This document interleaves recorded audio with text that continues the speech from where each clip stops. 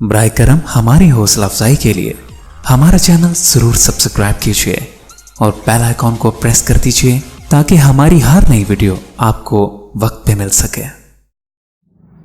औज़ुबिल्लाहिमिनश्शैतानिर्रजीम बिस्मिल्लाहिर्रहमानिर्रहीम। अस्सलामु अलैकुम नाज़रीन, मैं हूं आपका होम्योपैथिक डॉक्टर रिजवान साकिब और आज हम बात करेंगे कि फुलवेरी, लीकोडर्मा, वाइटिलिगो या बर्स या जो सफ़ेद दाग जिस्म पर आ जाते हैं, वाइट पैचेस होते हैं, उसके दौरान में हमें किन चीज़ों को नहीं खाना चाहिए, कौन सी वो ग़िज़ाएँ हैं जिनसे हमें परहेज़ करनी चाहिए। तो इसमें हम सबसे पहले तो आपको ये बताएंगे कि दूध के साथ कोई भी नमकीन चीज़ या तुरश चीज़ जो है, खट्टी चीज़ जिसका जायका तुरश है, वो ना ली जाए। दूध जब भी पिए आप अलहदा से पिए। आमतौर पर हमारे घरों में स्ट्रॉबेरी का मिल्क शेक बन जाता है। हम आम नहीं देखते हैं कि आम में से कौन से आम मीठे हैं, कौन से ज़रा तुरश हैं, तो हम उसका मिल्क शेक बनाकर पी लेते हैं। ये चीज़ें भी जो स्टमक के अंदर जाकर प्रॉब्लम पैदा करती हैं। इसके अलावा जो आम तौर पर हम दूध सोडा के नाम से हमारी इधर के जो एशियाई ममालिक की एक मशरूबात में एक ये भी शामिल है कि दूध सोडा पिया जाए। भाई दूध अलग पिए और अगर सोडा पीना ही है तो वो अलग पिए। ये दूध और सोडा जो है उसमें ये चीज़ ये प्रॉब्लम पैदा करती है कि आपके स्टमक को डिस्टर्ब करती है, आपके लिवर को डिस्टर्ब करती है, जिसकी वजह से आपको लीकोडर्मा होने के खदशात हैं। और जो लोग लीकोडर्मा के अंदर मुब्तला है मर्ज़ के अंदर, उनको इन चीज़ों के खाने से उनका ये मर्ज़ बढ़ सकता है। हमें लीकोडर्मा या फुलवेरी से खौफ नहीं खाना चाहिए। ये काबिल इलाज मर्ज़ है। पूरे एतमाद के साथ हमसे रब्ता करें और पूरी राजदारी से हम आपका इलाज करेंगे। इस मर्ज़ को छुपाएं नहीं, बल्कि इसको आप हमें बताएं ताकि हम आपको इसके बारे में बेहतर गाइड भी कर सकें और आपका ट्रीटमेंट भी कर सकें। अगली चीज़ जो हम आपको बताएंगे वो ये है कि जब हम पान खाते हैं या अल्कोहल जो है उसका बेतहाशा इस्तेमाल करते हैं या छालिया खाते हैं, तो इनसे भी लीकोडर्मा के बढ़ जाने के चांसेस ज़्यादा होते हैं। असल में अल्कोहल जो है ये भी डायरेक्ट लिवर पर असरात मुरतब करती है और पान और छालिया जो है ना, ये भी कोई अच्छी चीज़ नहीं है। और इसके साथ ही स्मोकिंग जो है, सिगरेट नोशी है, उसको आप किसी भी अंदाज में लें। आजकल तो इसके कई नशे शुरू हो गए हैं और हर नशा जो है वो आपको फुलवेरी अगर है तो उसको बढ़ा सकता है और अगर नहीं है तो इसके बहुत सारे चांसेस बढ़ सकते हैं। इसलिए हमें अल्कोहल से, तमाम किस्म के दीगर नशावर अशिया से परहेज़ करनी चाहिए। पान से, छालिया से, इन चीज़ों से भी हमें परहेज़ करना चाहिए। अगर हम ये परहेज़ नहीं करेंगे तो ये मर्ज़ अगर मौजूद है तो ये बढ़ जाएगा और ज़्यादा देर तक जो है ना वो दवाई खानी पड़ेगी, मेडिसिन लेनी पड़ेगी, ट्रीटमेंट करवाना पड़ेगा अगर आप मर्ज़ के दौरान में इन चीज़ों का परहेज़ नहीं करते हैं। और अगर आपको ये अल्हम्दुलिल्लाह इस मर्ज़ से आप महफूज हैं तो इसके लाहक होने का ज़्यादा खदशा होगा अगर आप ये चीज़ें बेतहाशा इस्तेमाल कर रहे हैं, तो इसको मिनिमाइज़ करें।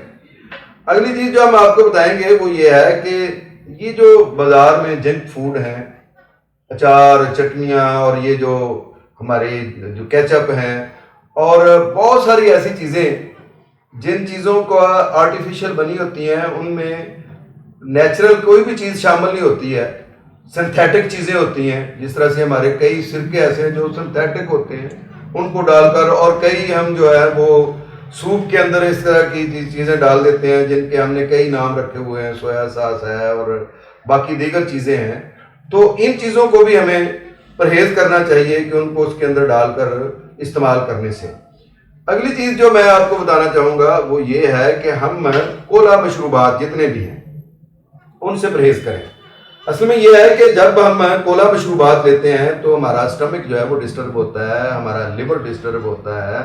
और फिर यह है कि जब लिवर डिस्टर्ब होता है या स्टमक डिस्टर्ब होता है तो वही चीज़ें हमारी स्किन के ऊपर भी ज़ाहिर होना शुरू हो जाती हैं। जब भी किसी इंसान का लिवर डिस्टर्ब होता है तो उसके असरात फौरन स्किन पर आते हैं, और एक अच्छा मुआलिज जो है पेशेंट को अपने मुतब के अंदर आते ही ये बता देता है कि आपका लिवर डिस्टर्ब है या आपका जिगर जो है वो मुतासर है।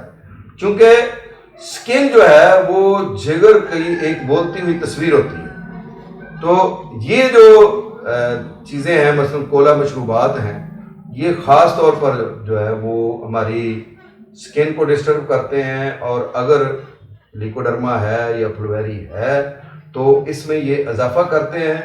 और अगर इलाज इसका करवा रहे हैं तो उसमें ज़्यादा अरसा लगता है, ज़्यादा टाइम लगता है मरीज़ की रिकवरी में। इसलिए कोला मशरूबात को भी आपको खैरबाद कह देना चाहिए। अगली चीज़ जो हम आपको बताएंगे वो बड़ी ही अहम है, वो ये है कि हम जब स्टीरॉयड, एंटीबायोटिक्स या पेन किलर लेते हैं बेतहाशा, देखिए कभी अगर ज़रूरत पड़ गई है तो किसी पेन किलर को इस्तेमाल कर लेने में कोई हर्ज नहीं है, लेकिन ज़रा सा मसला हुआ नहीं है और उधर से पेन किलर आ गई, बल्कि बाद दफ़ा कोई मसला होता भी नहीं, कहीं मुझे दर्द हो ना जाए, तो उसके लिए भी दर्द से पहले ही उसकी दवा जो है वो निगल ली जाती है। और फिर ये है कि बेतहाशा स्टीरॉयड के इस्तेमाल से हमारा जो जिस्म का निज़ाम है वो बाज़ दफ़ा बाज़ शोबों में ऑटो इम्यून हो जाता है। जब वो ऑटो इम्यून हो जाए तो फिर ये है कि इस तरह के अमराज पैदा होते हैं, कैंसर का पैदा होना, एड्स का पैदा होना, ये जो फुलबेरी है इसका पैदा हो जाना, फिर इसके अलावा हमारे ये जो हड्डियों के अमराज होते हैं, मुख्तलिफ आर्थराइटिस का मसला है, ये पैदा हो जाते हैं। ये इस तरह के कई ऑटो इम्यून डिजीज़ का ख़तरा होता है, जिनमें एक फुलबेरी जो है, लिकोडर्मा जो है, इसका भी खदशा होता है जब हम बेतहाशा स्टीरॉयड इस्तेमाल करते हैं। और इसी तरह से एंटीबायोटिक्स, बिला वजह ज़रा सी छोटी सी इन्फेक्शन हुई तो एंटीबायोटिक शुरू कर दिए। भाई एंटीबायोटिक के जो है ना बेतहाशा नुकसान आता है। हाँ, जहाँ पर कोई बहुत बड़ी इंजरी हो गई है, उसके बाद उसको ऑपरेट करवाया है और उसका आपको पता है कि इन्फेक्शन कंट्रोल होना मुमकिन है, तो चले कोई एक आध कोर्स एंटीबायोटिक का कर लिया, और वो भी अपने अच्छे किसी मुआलिज के मशवरे के साथ, तो कोई अर्ज नहीं है। लेकिन यह है कि ज़रा सा नज़ला ज़ुकाम हुआ, मामूली सी खांसी हुई, थोड़ा सा पेट खराब हुआ, कोई मामूली सी कोई आँख में इन्फेक्शन हुई, कोई कहीं भी कोई छाला, कोई कहीं पे कोई जो है वो ज़ख्म, कोई चीज़ आई तो फ़ौरन जो है वो एंटीबायोटिक ले लिया। ये प्रैक्टिस जो है ये बिल्कुल ठीक नहीं। हज़रात ये है कि हम सेल्फ मेडिकेशन करते हैं, मसलन घरेलू कई टोटके हैं कि जी मोटापा ख़त्म करना है। अब मोटापे को ख़त्म करने के लिए जी सुबह नहार मुँह लेमन के अंदर जो है, हॉट वाटर के अंदर, गर्म पानी के अंदर जो है ना लेमन को, नींबू को डालकर वो पीना है। अब उसको मुसलसल पीते जाते हैं, तो जो आपकी गुड फैट है, जो आपके जिस्म को जो अच्छी एनर्जी मुहैया कर रही है, वो भी जो है वो मेल्ट हो जाती है, वो भी खत्म हो जाती है। उसके बाद आपकी स्किन खराब होना शुरू हो जाती है।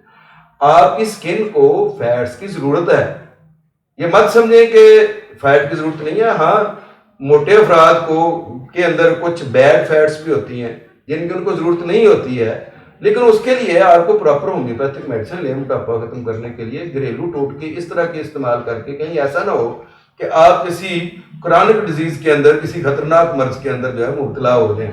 तो उससे बचने के लिए बेहतर यह है कि आप घरेलू टोटके इस्तेमाल करने के बजाय अपने मिजाज के मुताबिक दवाई और अपने मिजाज के मुताबिक जो है वो डॉक्टर से खुराक, ग़िज़ा कौन सी खानी है वो लिखवाएं। और इसी से ही मुतज़ाद चीज़ जो है, कुछ लोग जो है उनके गाद पिचके होते हैं और जिस्म बहुत स्लिम होता है, तो वो इस तरह की घरेलू जो है वो टोटके इस्तेमाल करते हैं जिससे अपने बॉडी को वो जो है वो मजबूत करना चाहते हैं, मोटा करना चाहते हैं, पिचके गाद जो है उनको ठीक करना चाहते हैं। तो उससे भी बाज़ दफ़ा यह है कि हमारी जो लिकोडर्मा के जो मर्ज है उसके होने का खदशा होता है। आप ये दोनों काम जो है ना सेल्फ मेडिकेशन की बजाय अपने मुआलिज पर छोड़ दें। ख़वातीन हज़रात, आज मैंने आपको ये बताया है कि हमें फुलबेरी या लिकोडर्मा या वाइटिलिगो, जिसको हम बर्स भी कहते हैं, इसमें क्या नहीं खाना चाहिए, किस चीज़ की हमें परहेज़ करनी चाहिए। हम इंशाल्लाह आइंदा वीडियो के अंदर आपको ये बताएंगे कि हमें, अगर हम फुलबेरी या लिकोडर्मा के पेशेंट हैं तो हमें क्या चीज़ खानी चाहिए, कौन सी ग़िज़ा हमारे लिए बेहतर है, और अगर अल्हम्दुलिल्लाह हम इस मर्ज़ से महफूज हैं तो हमें वो कौन सी सेहतमंद ग़िज़ाएँ खानी चाहिए जिसकी बुनियाद पर हमें ये मोहलक मर्ज़ जो है ये लाहक ना हो। तो इंशाअल्लाह अगली वीडियो के साथ हम हाज़िर होते हैं। बहुत शुक्रिया। अल्लाह हाफ़िज़। अस्सलाम।